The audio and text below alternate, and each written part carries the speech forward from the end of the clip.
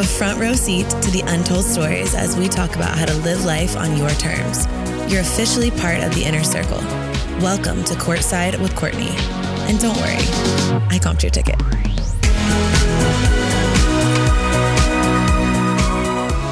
Welcome back to another episode of Courtside with Courtney. We have part 2 with Ryan because I just could not stop asking questions. It's like every conversation led to another question, another conversation. And this is like archeology in this bitch right now. I am a professional archaeologist and we have uncovered a lot, my friends. So I think this might even need to be 3 episodes, to be honest. But let's go ahead and get into episode 2 with Ryan. And what is the best way to communicate? So once you're in a relationship with someone, what's the best way to communicate a want or a need to a man without them feeling like you're nagging them or being told what to do? Because I think a lot of guys naturally, I think that, well, look, I also don't like being told what to do, but I think men especially really hate being told what to do. They hate being rushed. They hate being forced into things. So how can we as women communicate what we want in like a healthy way without it being perceived as like, oh, I can't do anything right. You're nagging me all the time. Like, cause that's annoying. Nobody wants to receive that and nobody wants to give that either. But like, there are certain things, right, that I want to communicate that I need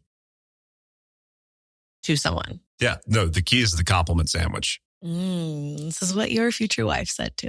Yeah. No, she, of course, because she's great at it. The master of the compliment sandwich. The master of the compliment sandwich. She would say, baby, I really blah, blah, blah, blah, blah. But yes. Da-da-da-da-da. And you're so good at this.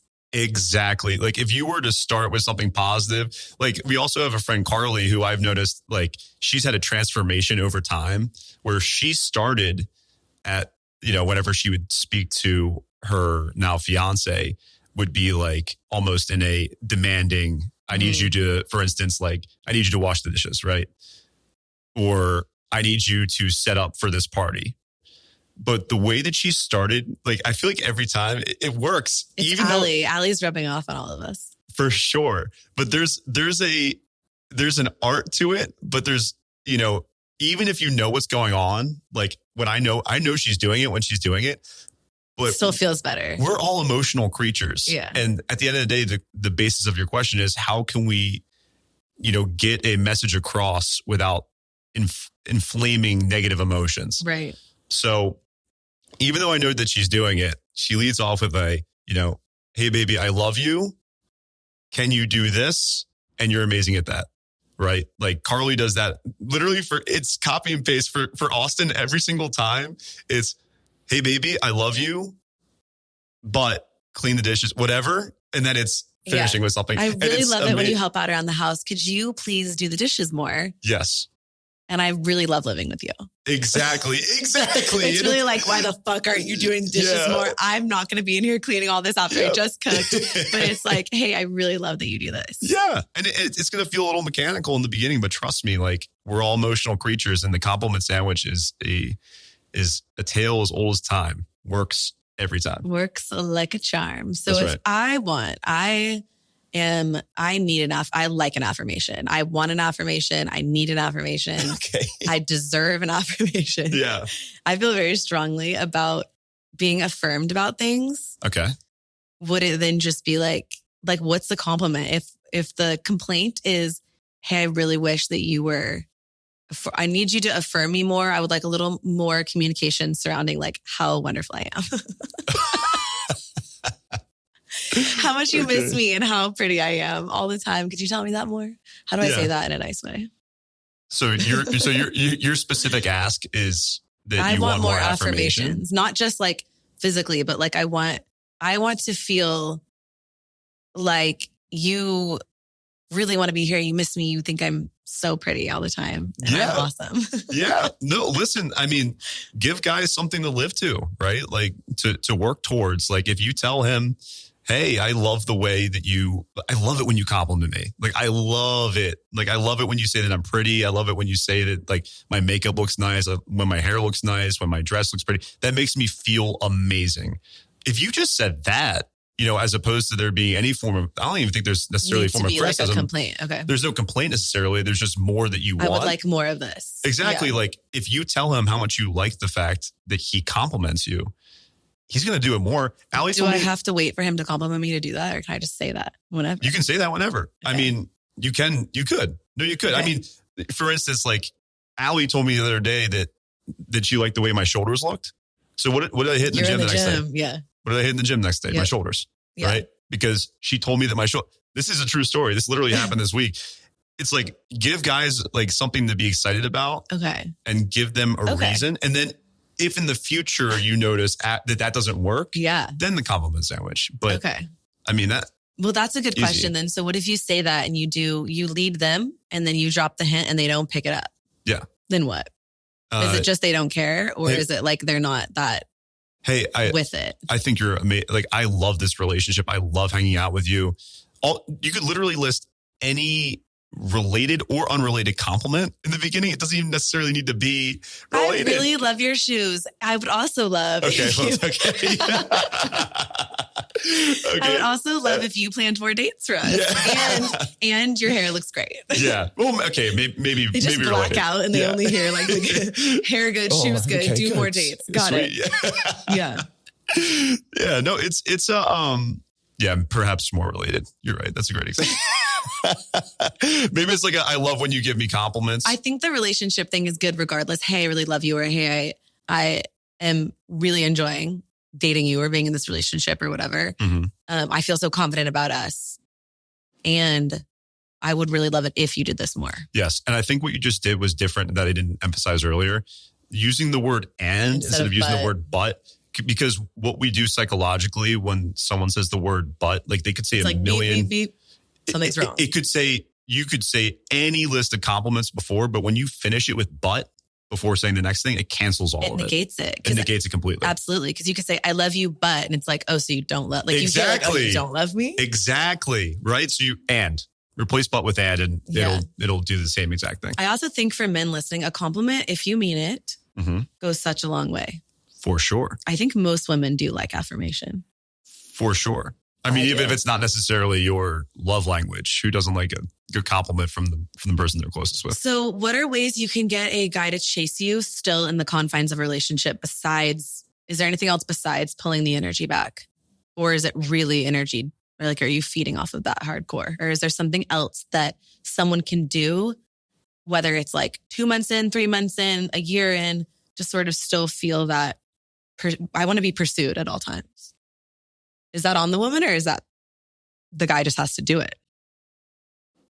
So what you're asking is, what does a woman need to do to get a guy to chase them? Yeah. To still feel pursued, even when you have them.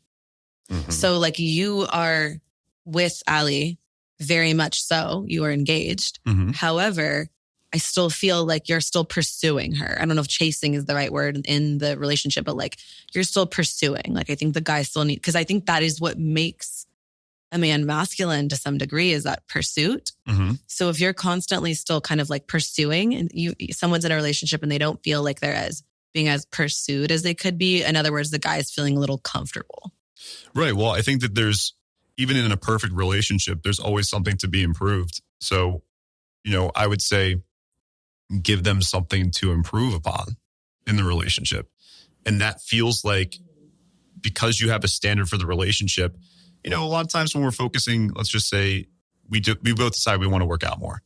And we decide, are you speaking strictly from two single people? No, you're dating. You're in a relationship now. Okay. And because I think in the beginning, it's like, if he's not pursuing you, he's obviously not interested in you. Right. But once you're in a committed relationship with someone, I think like it's easy. I've noticed a lot in relationships, a guy will get, I think, a little too comfortable. For sure. And I think they need to be still pursuing. Like I still want to feel pursued, even if I'm fully committed to you. Right. I still want to feel pursued. So how can we as women get, from a man's perspective, get him to still pursue us even in a committed relationship? Well, I think being aware of exactly what you want out of a relationship in an ideal world.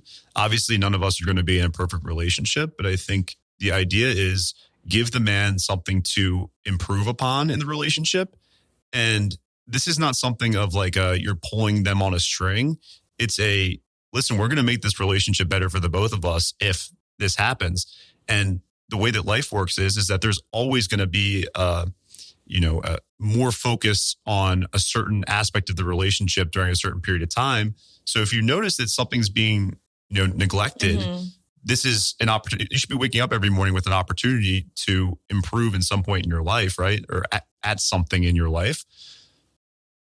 This is essentially the opportunity to say, hey, we can improve at this part of our relationship. And that creates, like, not only does that build the relationship better, it makes you feel closer that once that person achieves that they're obviously listening, they care enough to improve or change something that they're doing in order to make the relationship better. So it's kind of giving him a task.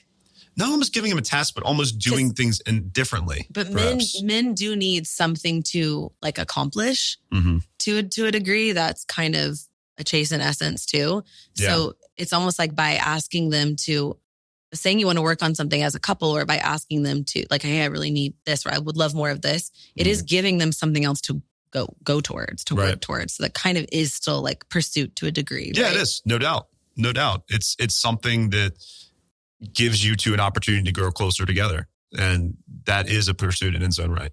So I know you're really good at this, but I have a feeling it's because Allie said, hey, baby, I really love it when you bring me flowers. I know that you're really good at giving flowers, for example. It's like, is that how it's done? Do you as a man, let me rephrase this. Do you as a man, if I say, hey, I really love it when you bring me flowers, or flowers really make my day. Yeah. Do you as a man hear, ding, ding, ding, I need to bring flowers more? Or is that just like, oh, cool, you like flower? Like, is this just dupe? Or do you pick up on that and you say, oh, she's telling me I need to bring her flowers? I love that specific example because I don't understand the love of flowers. I feel like it's just something you pull out of the ground. So at the beginning of the relationship, I wasn't giving her flowers at all. Yeah. Really?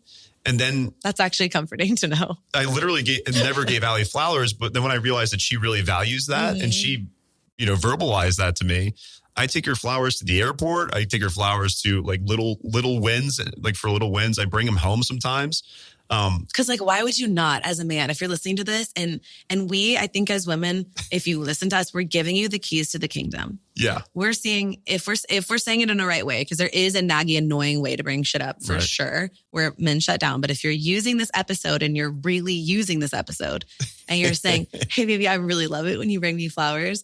Because I'm guilty of not doing this sometimes. Like I'll be like, oh, ever heard of the flower shop? Like, and obviously that's not going to land. So it's like, I would really love it if you brought me flowers. I think the problem is it's so hard to not get irritated when people don't, when it's like, come on, like 101, like watch one romantic movie ever. Yeah. Well, to learn this information. I just don't understand. Guys, I think generally just don't understand the love of flowers. Yeah. I think that's what it is.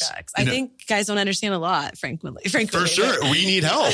Honestly, communicate with us. For sure. But I think, again, it's communicate in a way that can be received. Because what you're saying then is you're able to receive that and take that feedback. And then you want to do that thing better for us. As a masculine man, if we communicate it in a naggy way, you probably also get a little defensive, like, oh, can I do anything right? Like I do all this other stuff for you. Now you want this too. But you touched on something that I think is really important, which is I don't understand the need for flowers and love of flowers, but Allie told me that she likes this. And so I'm going to do it. I think that's really important in a relationship. I think you need to communicate with your partner and hopefully you can get on the same page. But there are going to be things as men and women and as two individual human beings that we don't have to see eye to eye on. But I do think while you don't have to understand, this is a small trivial example, while you don't have to understand why Allie loves flowers, you do have to care. Mm-hmm. And I think that there's a big difference there.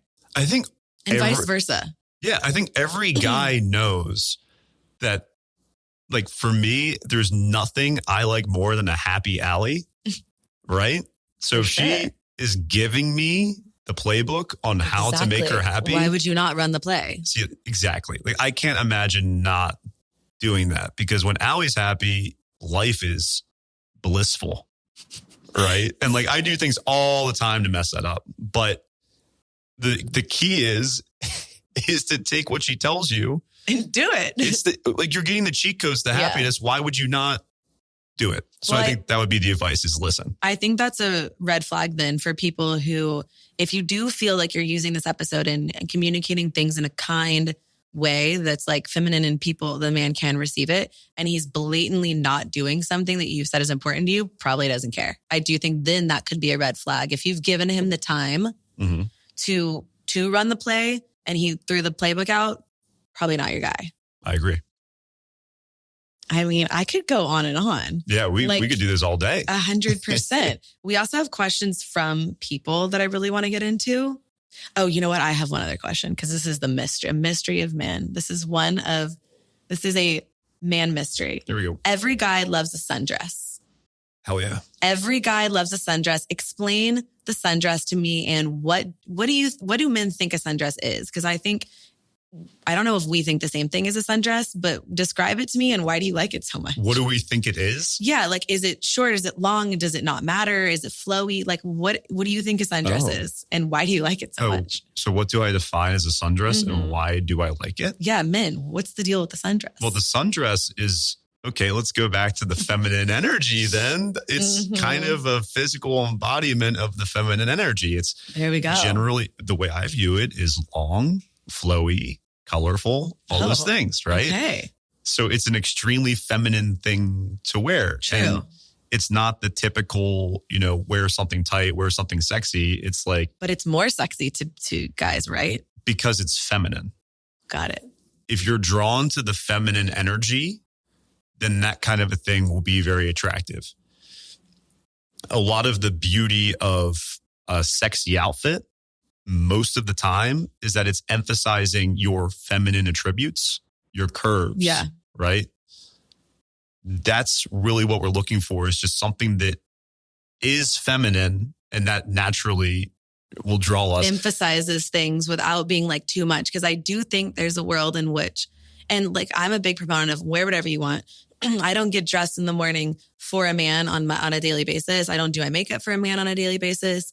Like, whenever guys say, oh, I don't like girls that wear makeup, it's like, cool. I didn't ask if you liked that. But I think there are moments where you want to play that up. There are moments where if you're dating someone and you want to wear something, that they're really going to like, you're going on date night, or like you're intentionally doing that, right? I think as women, we can use that to our advantage, and we can play that. We can use that play. Essentially, it's one of the plays you guys have told us. We love this, universally love a sundress. That's facts. So now if I want to do that, now I know I can do that, right? Lighter makeup and a little sundress and hair down and flowy, or a high pony. Men love a high pony too. Hot take. But at the end of the day, I think there is a fine line. A lot of times I think girls dress, and I always go back to when I was in college. I was in Boston. I went to school in the city in like downtown Boston. And I'm walking with a group of my guy friends. There are these girls walking by us. They looked great. They looked hot, but they looked hot, not sexy. I think men prefer some emphasis on the curves. You don't want us to look Amish, but you don't want us to show everything. Like, leave a little something to the imagination. I always say it's tits or legs. It's not both. Like, you don't want your boobs out and your legs out and it's giving a little too much away. That's like just a little outfit formula in my mind. Yeah. Versus like, if I'm going to show a lot of leg, I usually go something higher. If I'm going something lower, maybe I'm wearing something longer. Again, so smart. I hadn't thought about it. That's like, really smart. Wear whatever you want. Obviously, I would never like tell someone what to wear. But if you're considering, like, if you're trying to be feminine and get into that, I think there's a world in which like you're giving too much away with the outfit. If you just feel hot and you're on a girl's night and you want to wear a corset and a mini skirt, like, I have done it and I've loved it and I've rocked it. By all means, go for it. Absolutely. Like, big believer in wear whatever the fuck you want. But coming from like a man's perspective, I do think, so these girls walked by us. It was 20 degrees. They're in heels. They're in short skirts. They're not wearing jackets. They're shivering. And like, they were dressed in what would be considered like a hot out, like they were showing things, right? And every single guy friend I was with, not one of them thought, damn, those girls look hot. Not one of them said that. Every single one of them said, damn, those girls look cold. Interesting. And I think it was like this mindset shift for me of, sometimes when you go out and you're trying to dress hot, you might actually be having the opposite. The opposite might actually be occurring. Mm-hmm.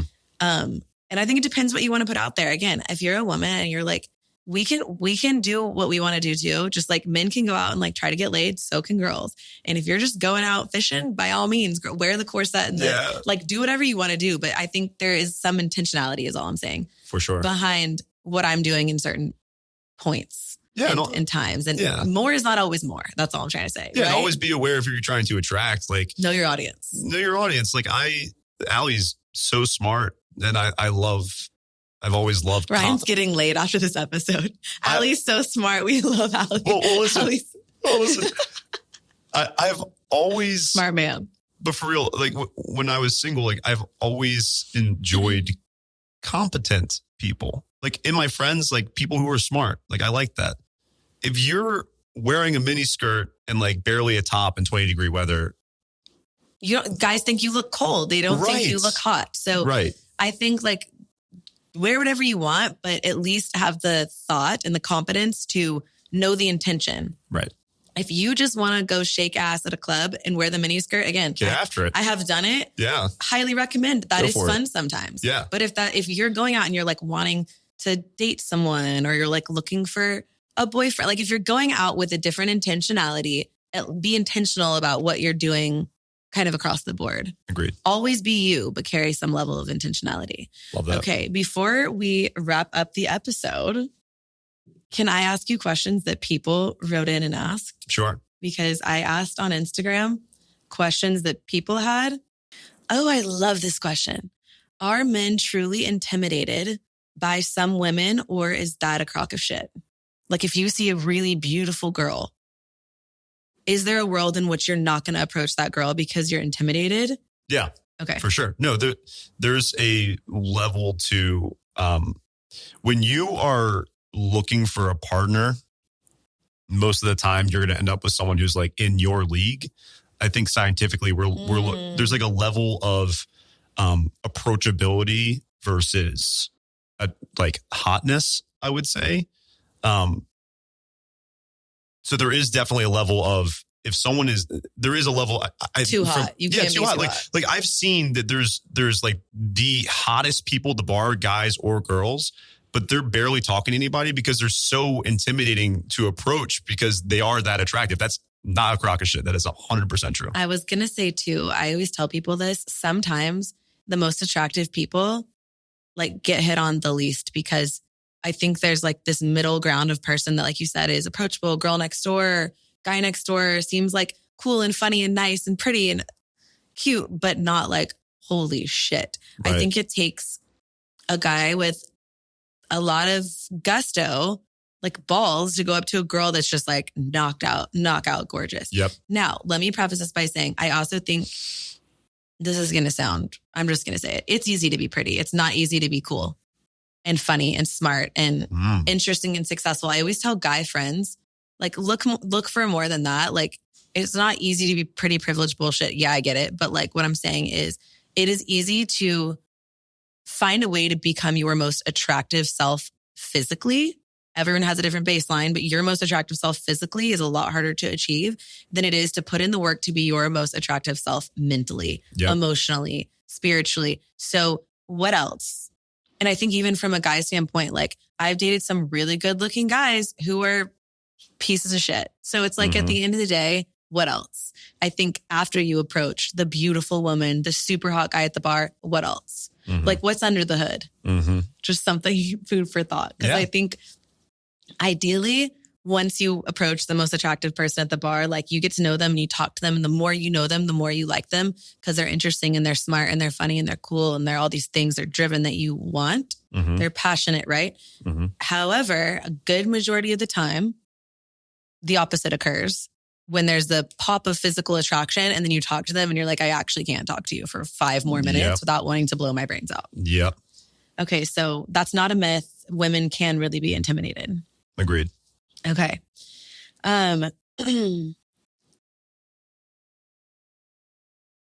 Biggest turn on during the dating phase? Biggest turn on during the dating phase? What's something a woman can do when you're dating her in the beginning that makes her infinitely more attractive?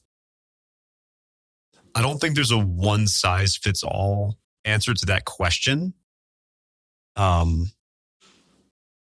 It's going to depend on, again, who you're trying to attract. If you are able to show something that that person would really want in a partner, like for instance, for me, again, I'm going to go back and speak to my experience.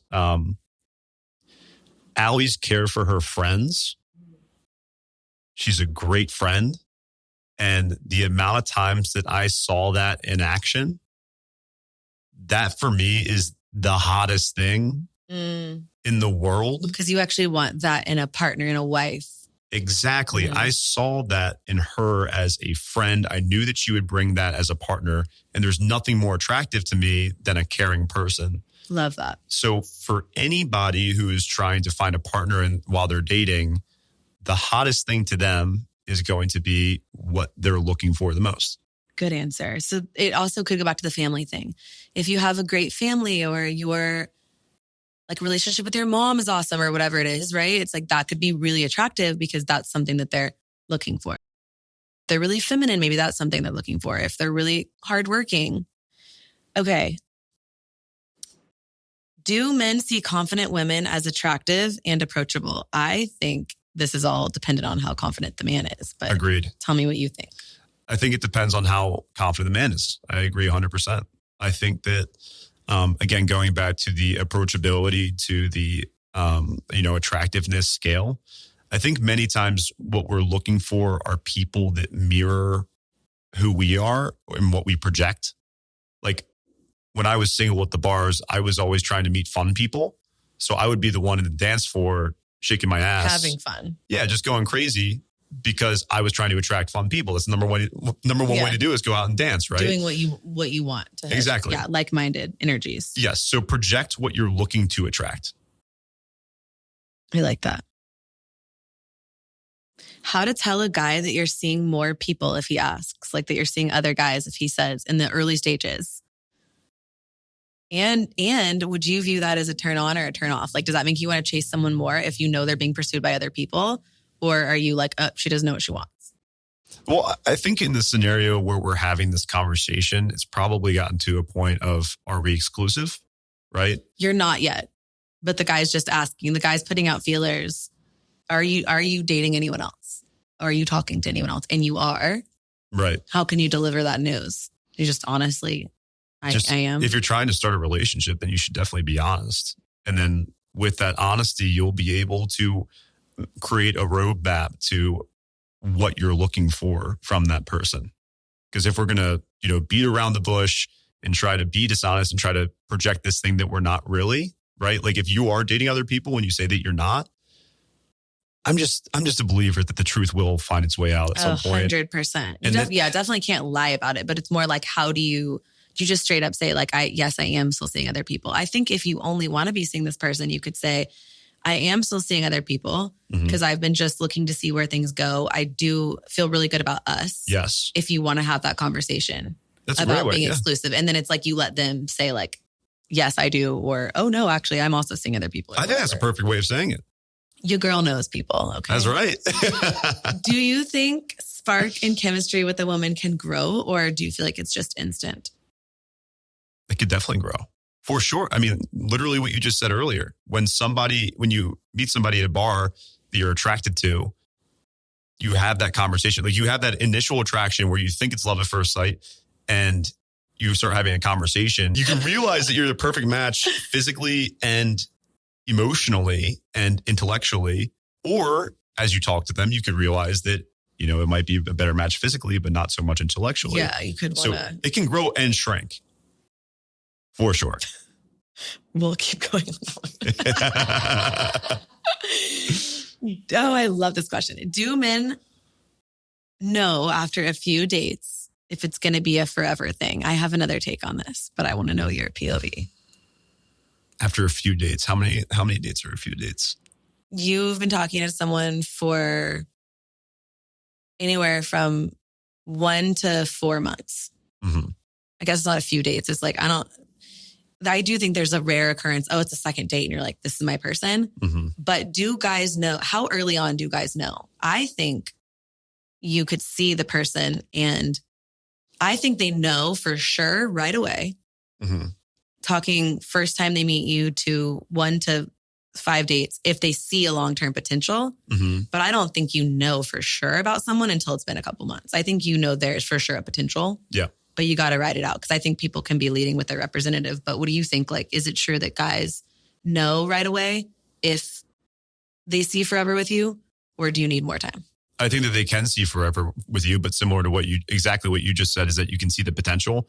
But the reality is about humans is that we're all complicated. And what you don't want to fall in the trap of is seeing, this person for something that is just an image of them, of what you've created. Like in love, you want to be able to accept the good and the bad.